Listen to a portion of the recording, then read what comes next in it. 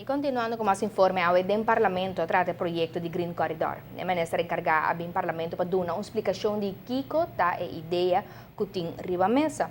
Também a informar o Parlamento que o governo da clapa firma o projeto para começar. Sin embargo, a fração de MAP está preocupada riba dois pontos.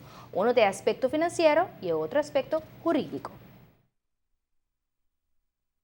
O aspecto jurídico está que o ministro, através de uma carta, quer cambiar a palavra "shonan", assim na 2018. Na 2018, há uma lei que está apoderada para ser contrato na 292 milhões. Então, algum elemento de 292 por indexar, você que o preço cambia, então pode vir mais. Mas parcial indexação.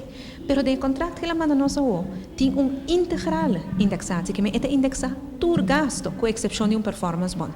Que é uma diferença entre a lei de 2018 e o contrato que ela manda nós. Então, sem juridicamente, a meu parecer, o ministro está atuando contra a lei. União no Parlamento MAP a pedir para conselho de rato van het vice, para que o Ornenga. A fração de MAP e parte financeira também é ministro concernido, ministro tem conta com nem mirando o desenvolvimento que Aruba tem atualmente, de parte financeira do país Aruba. Na 2018, hora que o projeto era aprovado, o tempo que tu quer que custa bom, porque o tempo não está de mega débito, nem de déficit, nem de nada. Ano passado, o governador a interferir na situação financeira de Aruba está muito malo.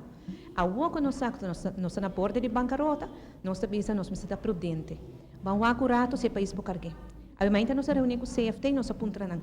Na visa nós acaba se o projeto de Green Corridor, Aruba não pode cumprir com sua palavra na classe com Holanda. Chega num déficit de 3,7%. Então, se a acaba bom para cumprir, então não está prudente, não está responsável para vir com mais compromisso financeiro. A nossa primeira-ministra é o Conselho de Direção Financeira, que mostra se o projeto que a por seguir se ou não. Que nós estamos guardando dois conselhos importantes, um jurídico para ver se o que está sendo legal ou não, e um financeiro para ver se o que está financeiramente responsável se ou não. A fração de MAP está a petição na ministra para ter em conta com o conselho jurídico, também por evaluar se o projeto está uma prioridade para Aruba no momento aqui.